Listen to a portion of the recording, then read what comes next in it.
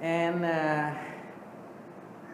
we are going to do something like chanting the three refuges. The three refuges, that is the way we express our sincere belief in the Buddha. Is the person who gets full enlightened, and he's usually called full enlightened one.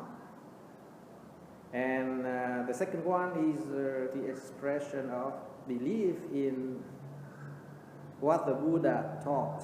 That means his teachings and his sayings, and that is what we are going to learn something from. And the third one is the expression of belief in kind of his representative, the monks and the nuns, or the person who, on behalf of him, kind of transfer or forward his teaching and practice to lay people. That is the three refuges. And usually three refuges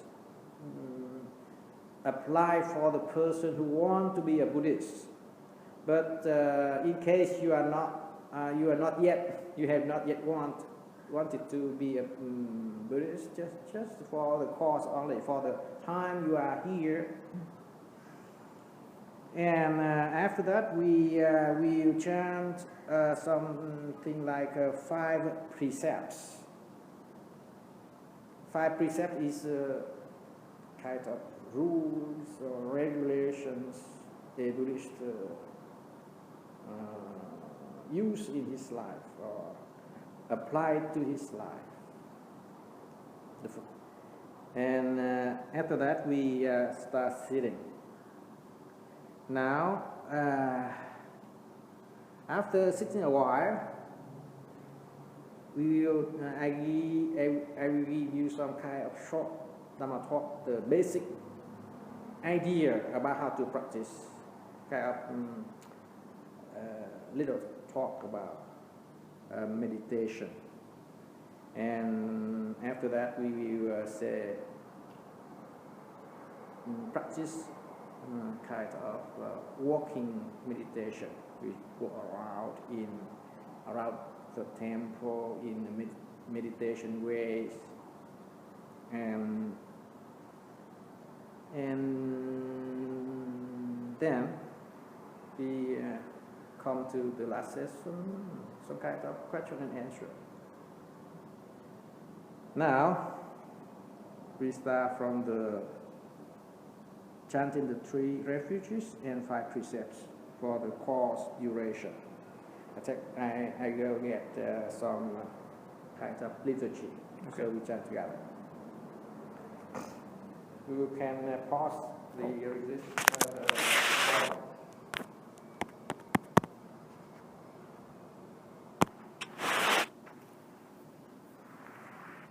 So you express your sincere in believing the Buddha, the Dhamma, and the Sangha.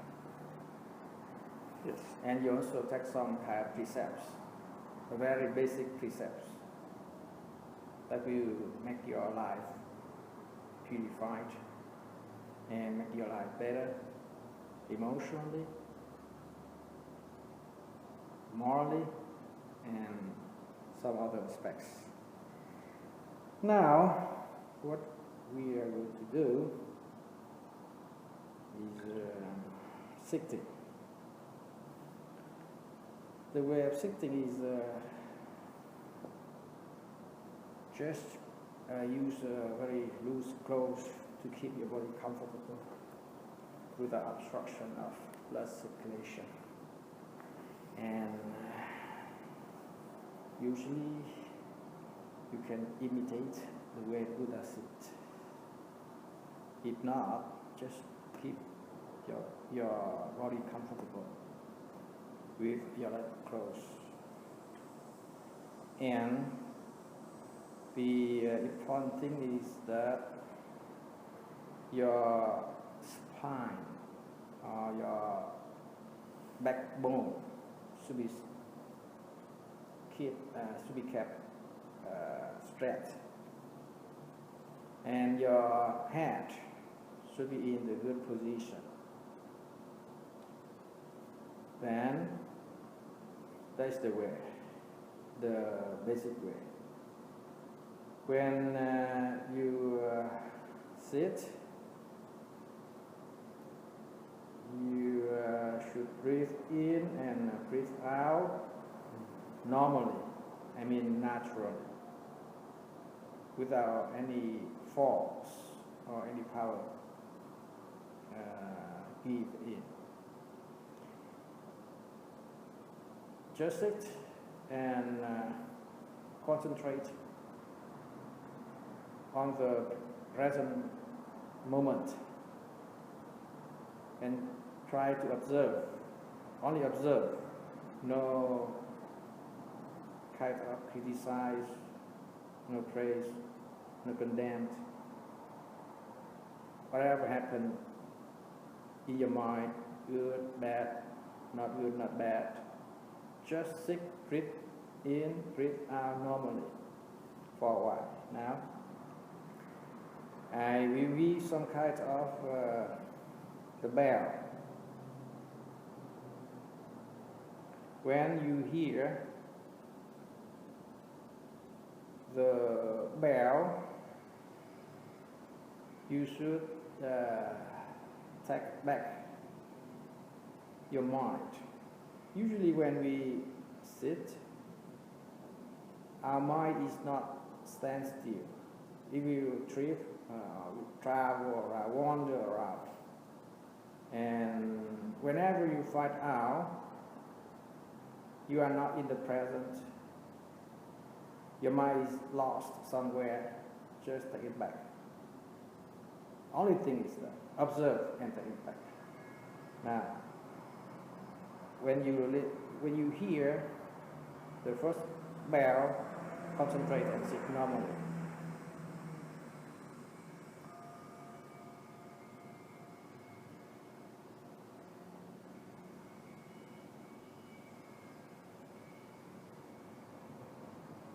And we are going to sit around 15 minutes. Now and then, there will be a sound of the bell. When we hear the sound of the bell, just check where our mind are.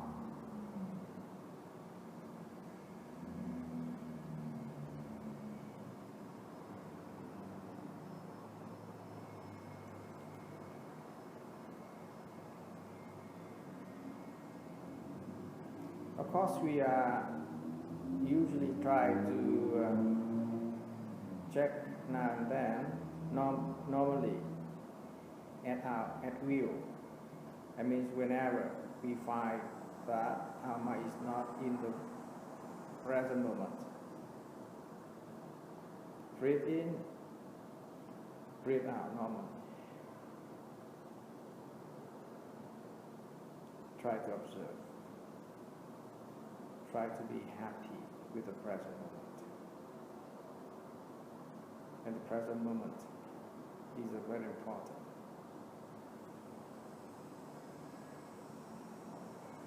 When we hear any sound from outside, don't consider it as a sort of distraction. Just notice, note, and let it go. Any kind of sound. Even any idea come into your mind, do not consider it as source of distraction. Note it and let it go. Come back to the breathing.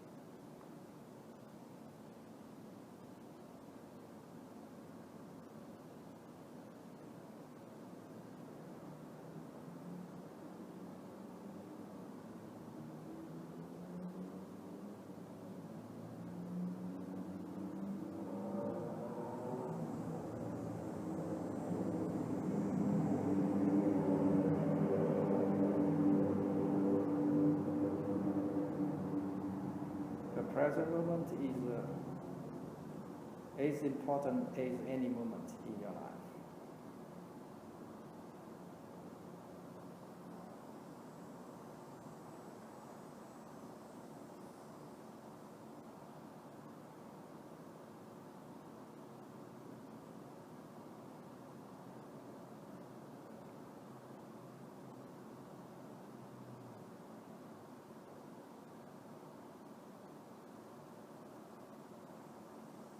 Don't let your mind be occupied by anything longer than it should be.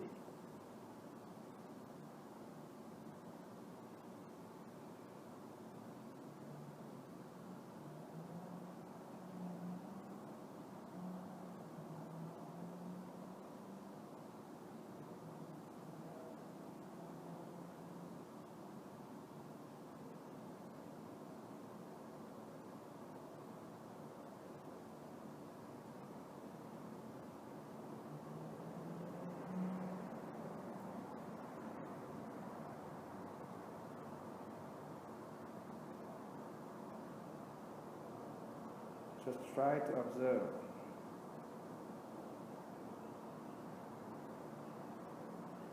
Especially try to observe the urge or the impulse to get up from the sitting. When you are sitting in your place, in your house, observe especially the urge of get up from the sitting. Now hear the sound of the bell. Try to find out where your mind is and take it back, bring it back to the present moment.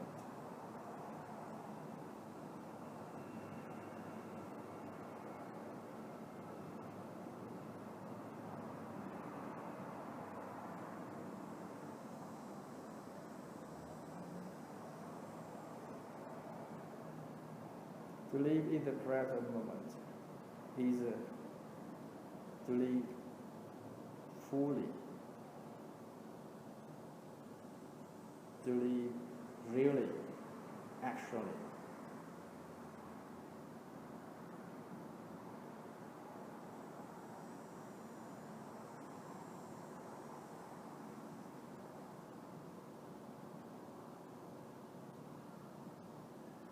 Try to observe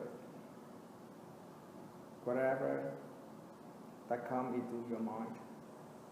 Try to observe the impulse or the urge to get up from the sitting or to get caught in the thoughts that come into your mind. Keep your mind in the present moment.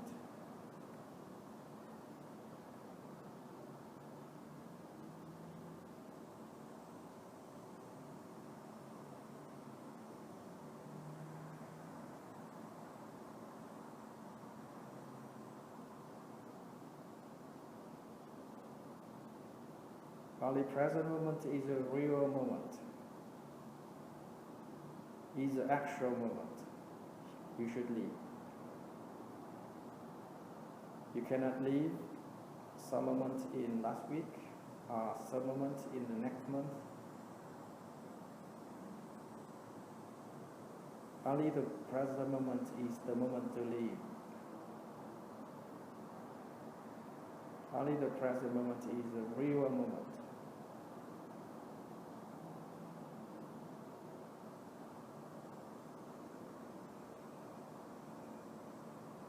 So we should live the present moment fully and deeply.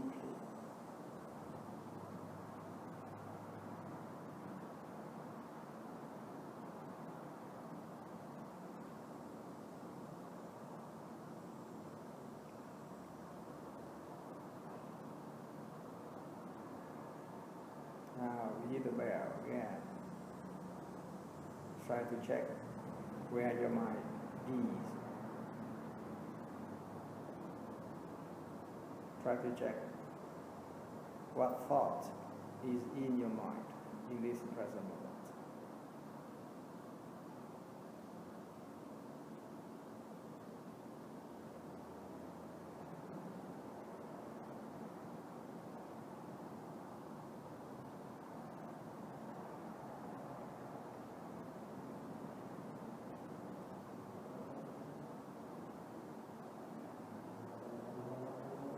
can enjoy the present moment.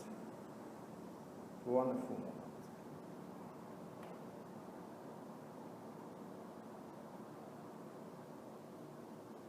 You can enjoy the situation, the condition of yourself in the present moment.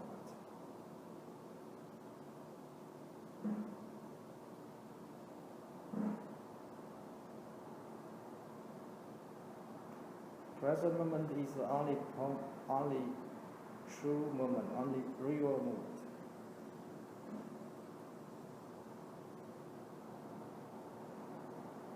The moment in the past is no longer available.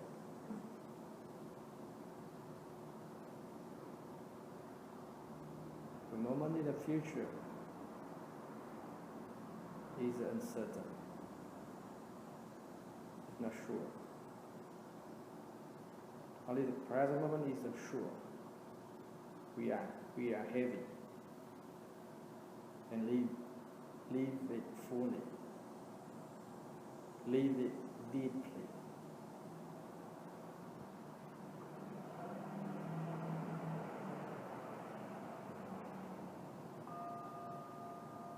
And the bell again that reminds us that we are going to check our mind to see where it is.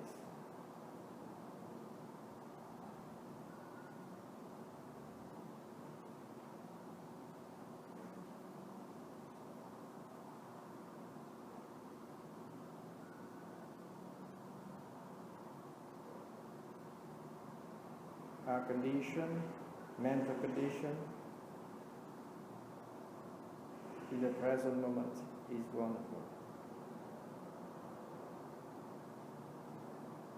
The opportunity to live the present moment is wonderful. It's really wonderful, precious.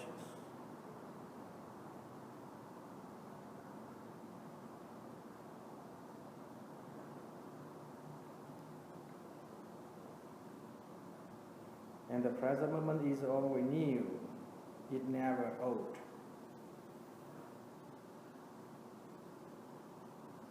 And it will be continuously to be new.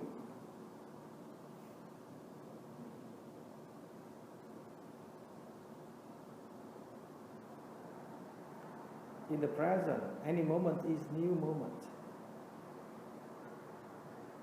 fresh moment, beautiful moment, wonderful moment.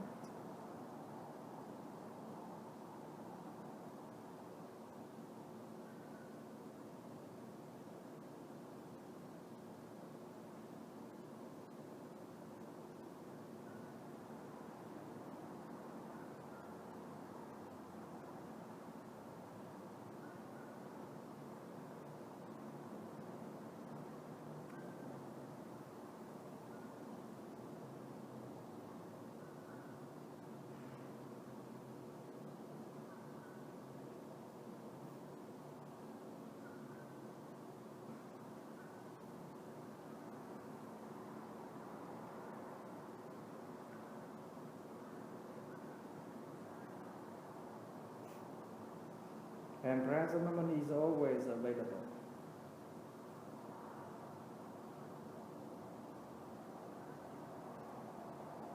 The future moment is not sure, sometimes not available.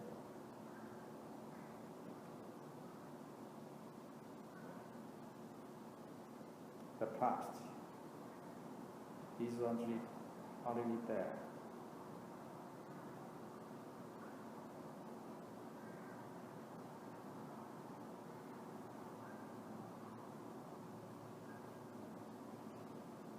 Check now and then.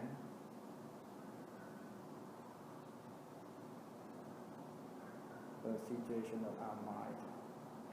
Observe it.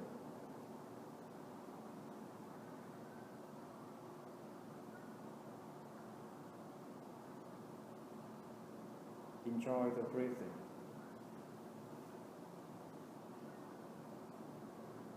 Because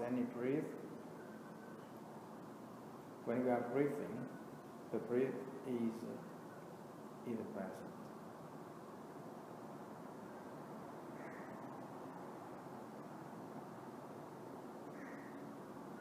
So the breathing, our breath is a kind of anchor that helps us to keep ourselves in the present moment.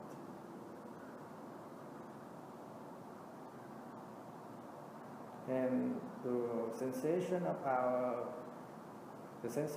the rise and the falls, rising and falling of our abdomen is also a kind of anchor. But keep ourselves in the present moment.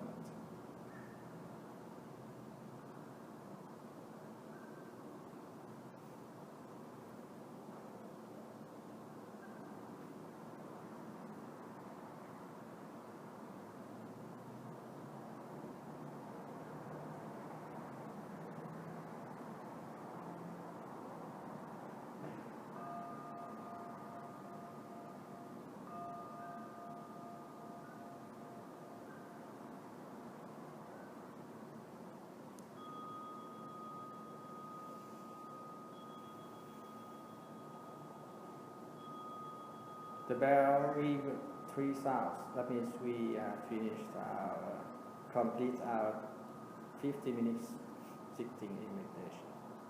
Okay. So that is the way. I thought of something. I've heard that you cannot step into the same river twice. Mm-hmm. But you really can't step into the same river at all. So I thought about it. I never really got it until now, because the current that walked in here will not be the same current that walks out. Mm-hmm. The current really doesn't exist. Mm-hmm. That just came to me. I was meditating. That's why I was smiling. I was like, I finally got it. Because somebody said it to me one time. I'm like, I don't know, that makes sense to me. Oh, now it makes sense to me. I like that. It's pretty good. Okay. Thank you. Just sit in usually 15 minutes is usually enough for the beginner. And for beginner, sometimes 1 or 2 minutes is still okay. But 15 minutes is a kind of average duration. And when you feel that 15 minutes is not enough, and you feel that, why am I so happy and enjoying? Why we stop here right now? And then you can expand it to 20 or to 30 or to 40 minutes. It's up to you. But basic is 15 minutes. And let's see, what should we do next? Usually there is a kind of mindfulness bell available, kind of software available on the net. You can buy it, or some kind of free version you can download onto your phone and use it when you practice meditation. I also buy it, $1.99 or something. Okay. And the interface is something like this. You see? Insight timer. Okay, thank you. And now, the thing we are going to do is, let's see.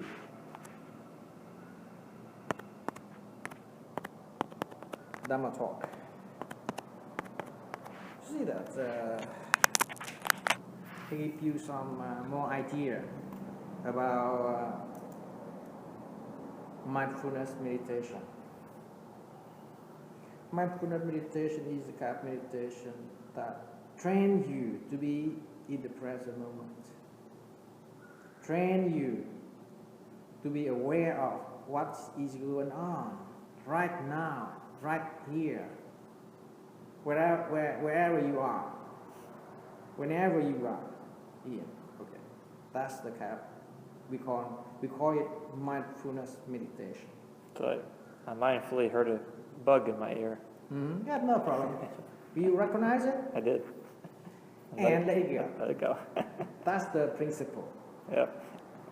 Anything take place, anything happen to us, inside our body, inside our mind, or somewhere around us, inside our realm of recognition, just recognize and let go. Good thing, bad thing. Even the good thing, we don't want to keep it longer. Even the bad thing, we don't want to push it faster. Let it there and let it go. That's the principle. Without any kind of urging or some kind of in a hurry, no. Haste, and a haste. No. And that is the definition of mindful meditation. Of course, there is a lot of meanings behind the definition. Just as some idea, but behind the definition, there is a big theory, big philosophy. And I don't think we need it. Just follow the way. Because there is a lot of books. From the bad one to the worst one to the best one around the world, on the market. 100 titles. But it takes so much time to skip over them and to find out what is true, what is good, what is bad. And that is the reason why you're here, and that is the reason why I had spent a lot of time around the books. And finally I make the conclusion, kind of experience and get some idea. Main idea is what and how to practice it. But at least we should know some basic ideas, and I'm going to talk to you about four ideas. I have two kinds of Dhamma books. Ones that are really big, and ones that are very small. And when I have a busy mind, I grab the big one. And when I have just a small problem, I grab the small one. Okay. So I have In the Buddha's Words by Bhikkhu Bodhi, and then I have a very small one by Thich Nhat Hanh. So how busy my mind is, I need this big one. And then if I have a little stub my toe, I'll take this small one. And throughout my day, I carry them to work. I keep them in my backpack, and sometimes I don't even get the stuff from reading, but I do it to get this little bit out of my, like you said, I slowly push the stuff that I can't focus on at the moment because it's bothering me so much. But it needs to be addressed, but I can't address it at the moment, so I need this big thing. The first thing is the only thing we should do when sitting is that just observe.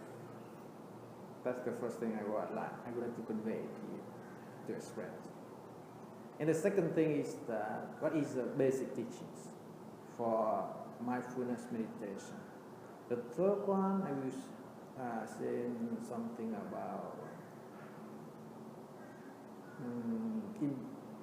important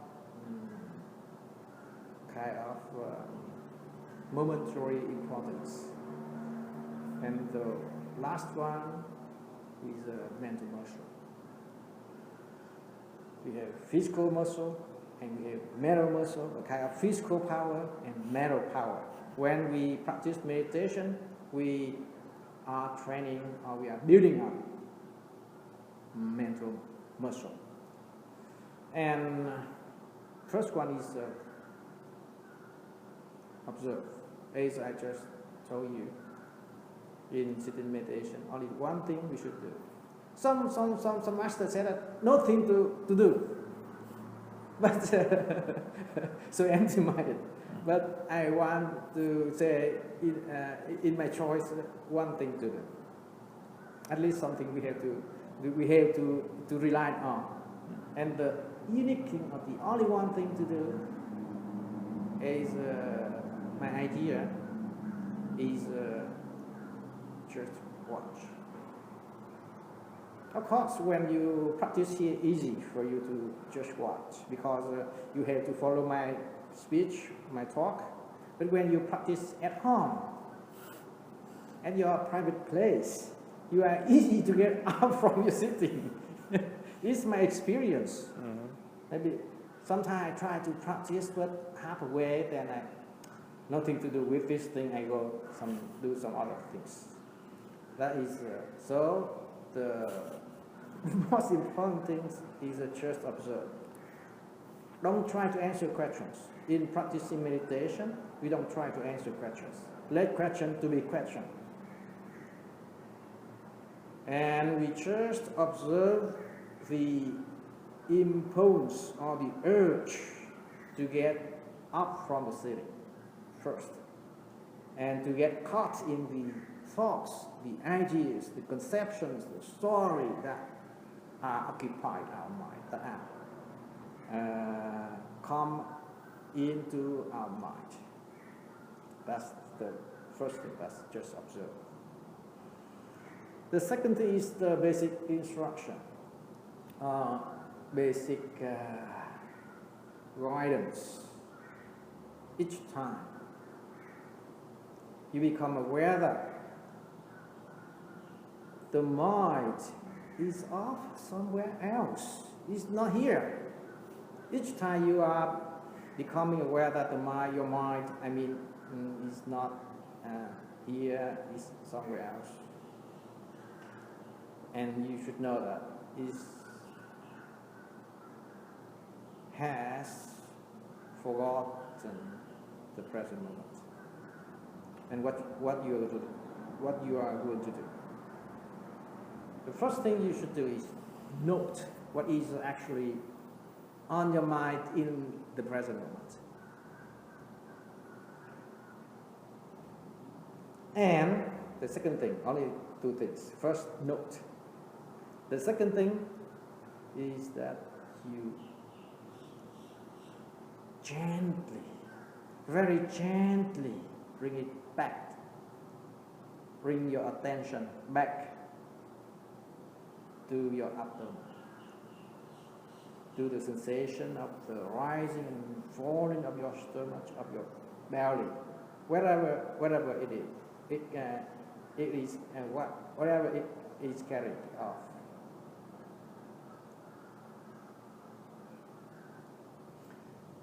If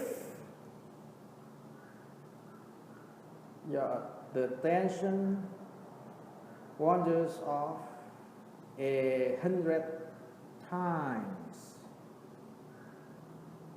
then you just calmly, without any emotion, you just calmly bring it back 800 times. As soon as you are aware that you are not in the present moment and you are aware that your mind has landed somewhere else or alighted somewhere else. That is the basic instruction. And in the basic instruction, there is two words. You should be a little more careful. Carefully, pay a little more attention, The first word is gently. The second word is calmly.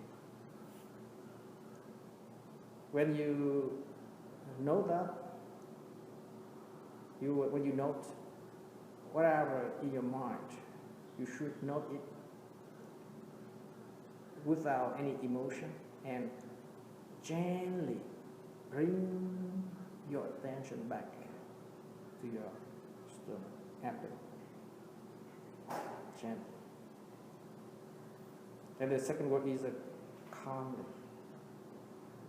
When you feel that, why? When I sit, my mind went away so many times, and I said that 100 times, and you should calmly bring it back 100 times. As soon as you find out, your mind is not in the present moment. So gently, notice, gently bring back. Gently bring back. Calmly bring back. Sometimes we have emotion. Sometimes we get angry with ourselves. Sometimes we get happy with ourselves. For example, when we sit, so actually you feel comfortable, you feel happy, then you, wow, this moment is a really wonderful moment.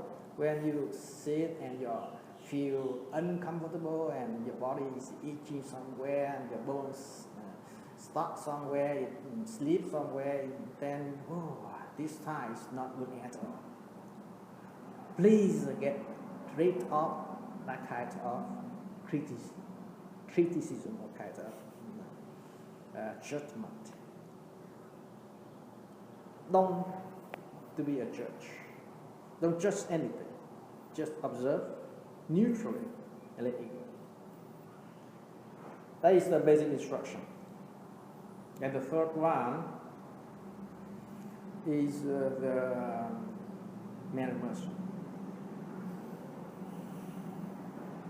Of course, the manner mercy is not very separated from physical muscle as we thought. They have some relation between the two, but at least we say something in this side. I mean, it's mental muscle. Each time you become aware that your mind is out, you just try to bring it back, and bring it back. Continuously, kind of repeatedly. And why?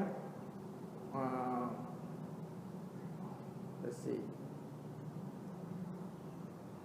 By repeatedly bring your attention back to the present moment, your concentration builds and deepens, much as your muscle, your physical muscle develop, become stronger and stronger by repetitively lifting weights, you know. So there is some kind of parallel between the two, physical and mental. And by repeatedly bringing your attention back to the present moment and repeatedly noting whatever it is in your mind when it is carried off, you will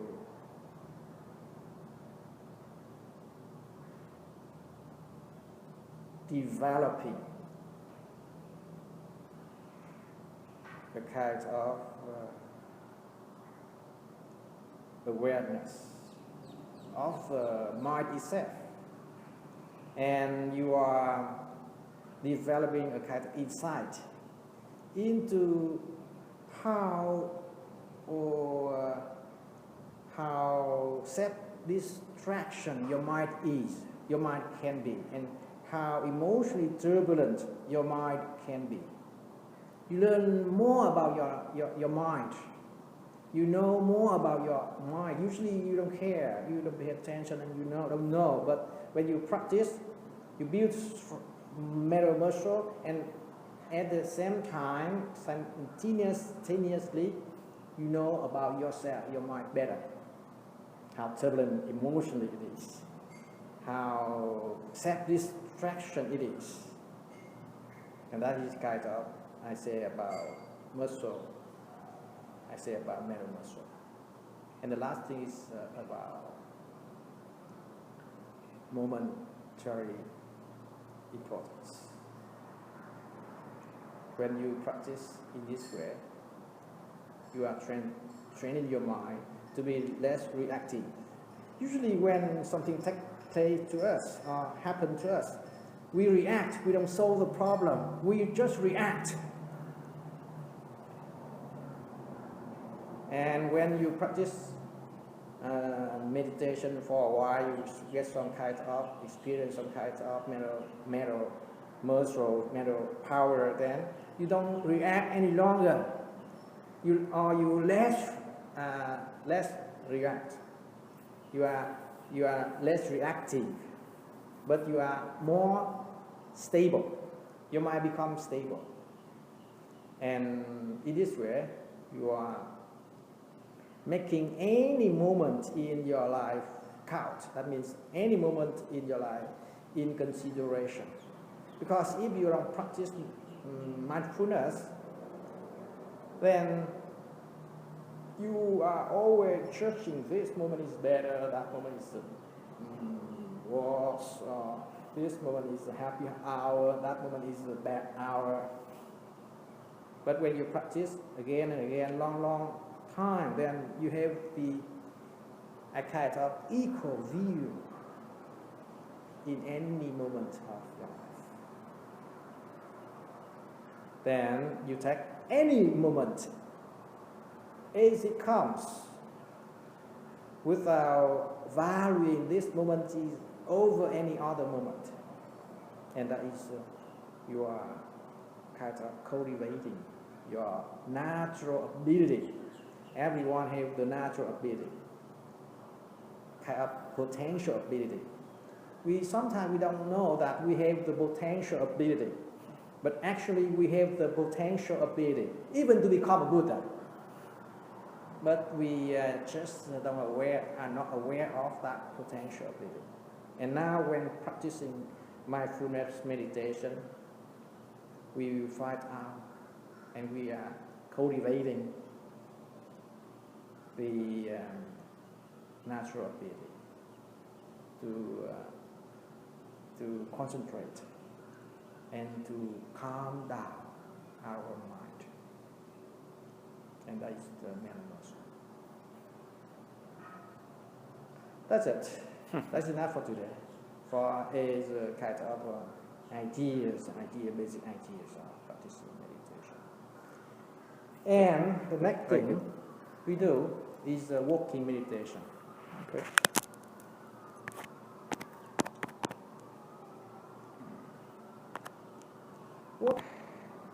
We work, and usually we walk like this. Sometimes some person choose to walk the right foot first, the left foot later. But no, either one is good. The important is to start walking in meditation. So usually I choose to walk the left foot first, and the gap between two foot should be 1 foot. You know, should not walk very far. Should not walk very short. 1 foot gap. That's okay. And when we walk in meditation, we also walk with the rhythm of our breathing. And we pay much more attention to the movement of our feet. When we sit, we pay attention to the movement of our abdomen, or the falling of the rising, or the movement of the breathing in and breathing out, and there's some touch in our nose and nostrils, something. But when we walk in meditation, we pay more attention to the feet, the movement of our feet. Something like this. Then, when we breathe in, when we breathe out, we change the weight of our to the left foot.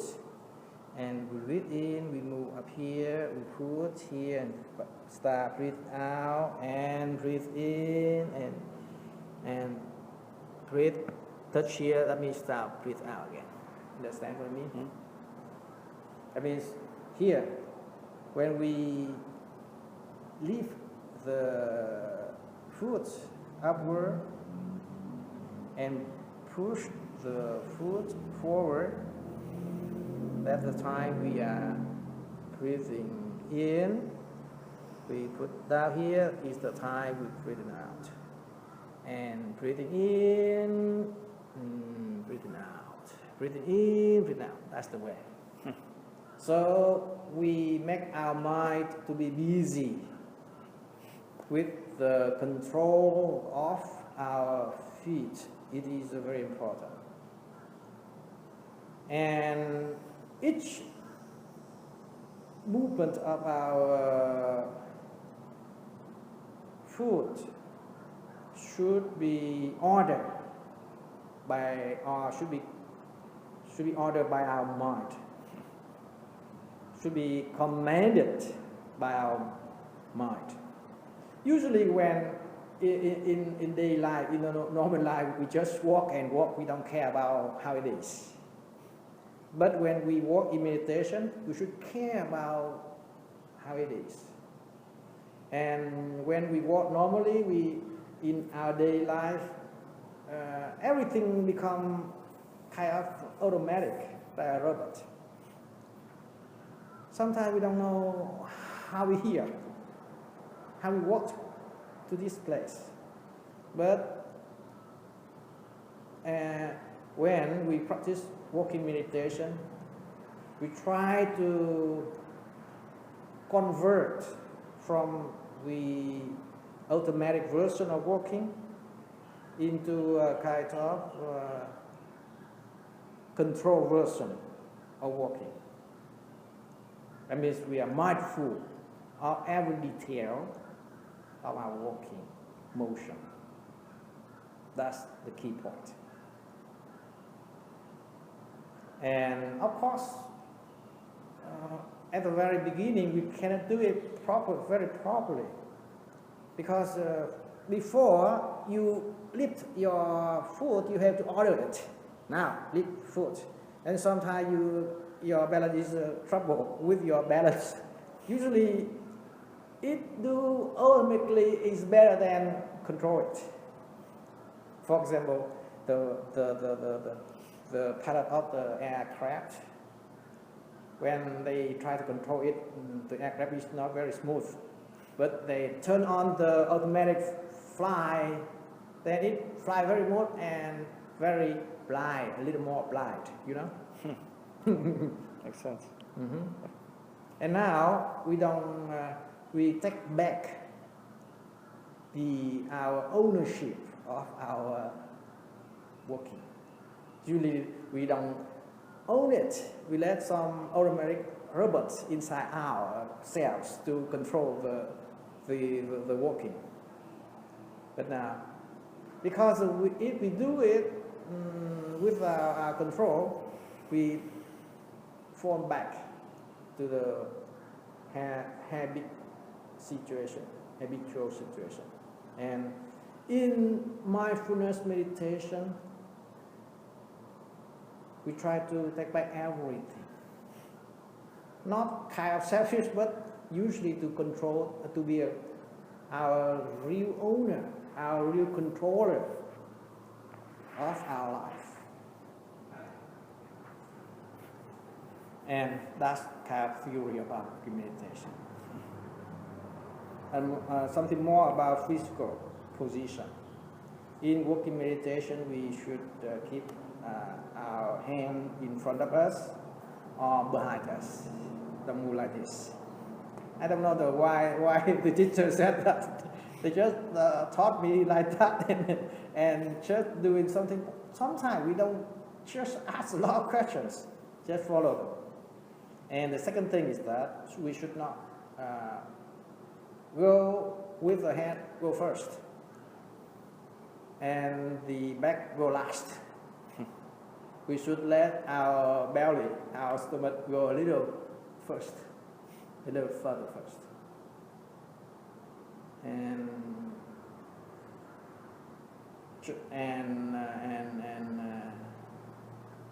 try to be aware of whatever happens to us. Okay, now we start working on meditation.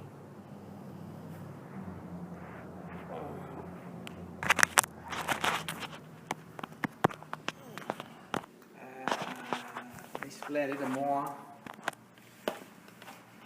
And any point you want to know in detail or more detail. And of course, everything has its meaning. Sometimes we just try to imitate or to follow the instruction. And if, of course, I think you believe in the effect of the practice. And if you want to make your belief stronger, you should know better. The thing is like that. If you know the person better, then you believe him better, right? If he's just a stranger, how can we believe a stranger? It's not easy. Meditation is similar. The detail of the meditation, if we want to perform it and do it with a strong determination every day, we should know it better and better in more detail and more detail. So now, any question? I actually wrote something. I always come ready. Let's see. Okay.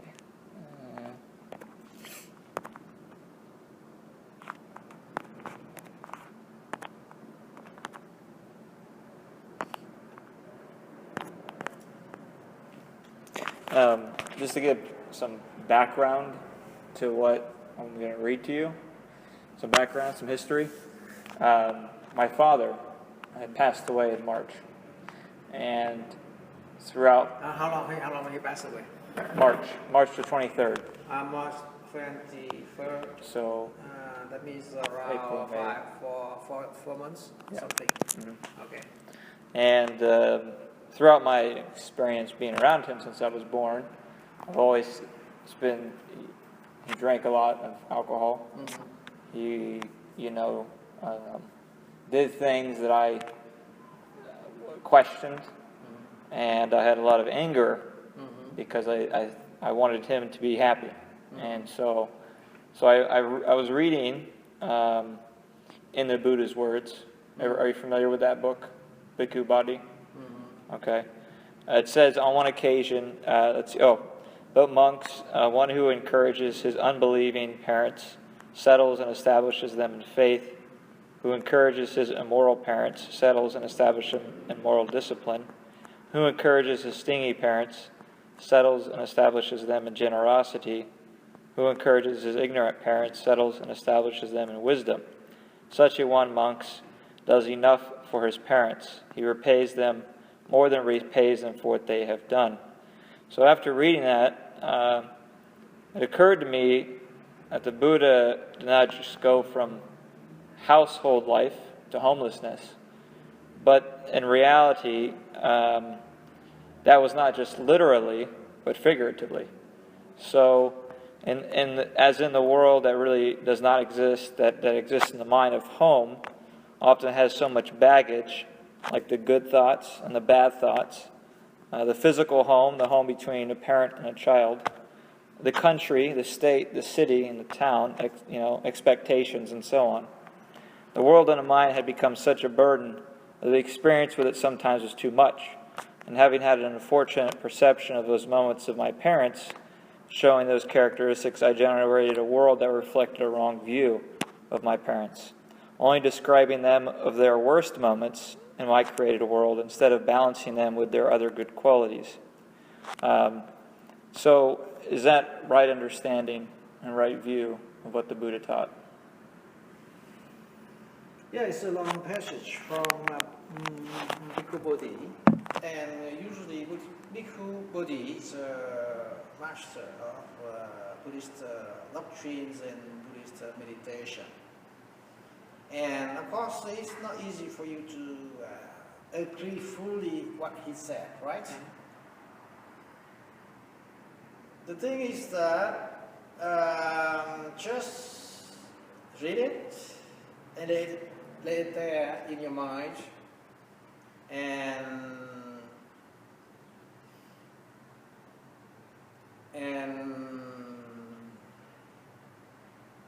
let's see. This is a kind of very subtle things to speak. Usually, our mind is occupied by some background, and the background condition our mind, the way of our thinking. And to escape from the way of our thinking is not easy thing to do. When you read something from Bhikkhu Bodhi, and you understand that by the way of your thinking. I mean, it's a kind of habitual way of your thinking. So, at this moment, I don't think you can separate it. And when you cannot separate it, if you separate it right now, you don't know how to understand it. You see? Because there is conflict between the way of your thinking and the way of Bhikkhu Bodhi thinking. Understand?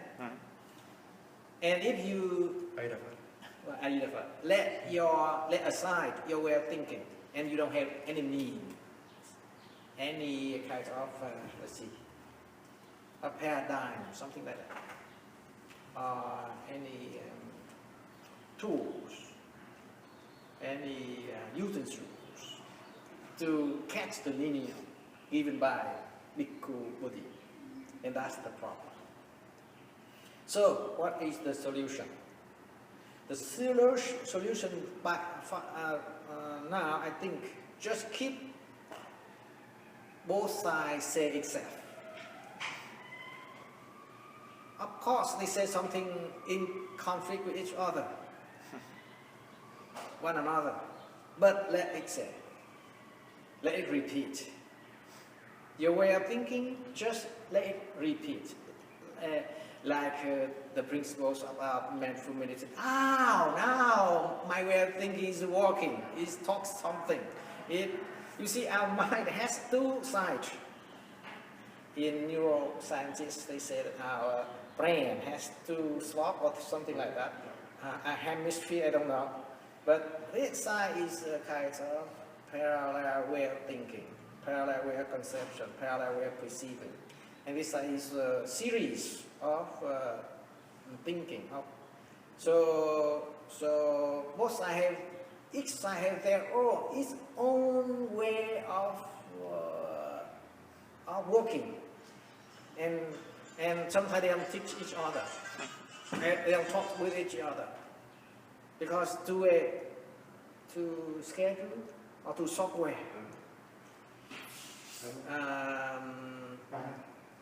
And now, the way Bhikkhu Bodhi say will fit something, will match something in your side, in your left side. Oh, no, let's see, your right side.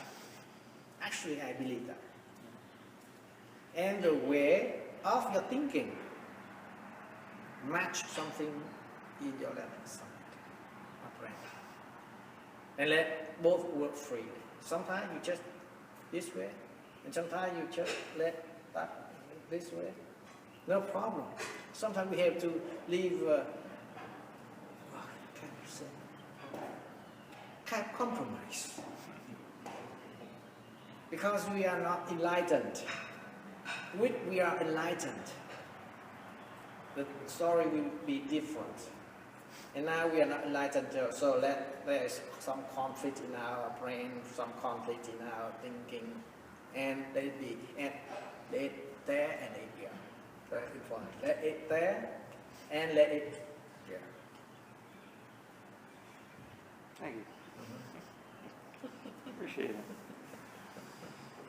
That's excellent. My brother wants to learn Vietnamese. So do I. So I'm gonna bring him here soon. I'm gonna bring my grandparents here too. They want to see your fruit trees. Yeah, kind of orchid, right? Huh? I like orchid over there. Yes. Food garden for fruit. And it's wonderful because you see that in let's see, in Buddhist way of practice.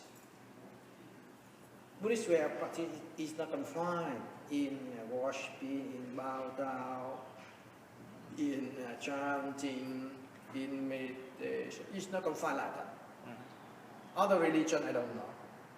But Buddhism practice is not confined in some kind of activity only. That is the reason why in other religion we rarely say something walking practice or gardening practice or watering green practice. But in Buddhism, everything in our life can add some factor of practicing. Is it, you know? Gardening, we can say garden meditation. Walking, we can say walking meditation. Driving, we can say driving meditation. With something else, anything, we can say, no limitation. So even when you go around and see the green and breathe in mindfully, breathe out mindfully, that means you are practicing. Okay. Thank you. You're welcome. So it's enough for us today. Next time you can make? Mondays. I think Mondays are best. Is that good? Yeah. Mondays at 3? Okay. So any Monday you can come around 3. Then we continue to practice. May I bring a friend once in a while? No problem. Okay. See you. Yeah, thank you.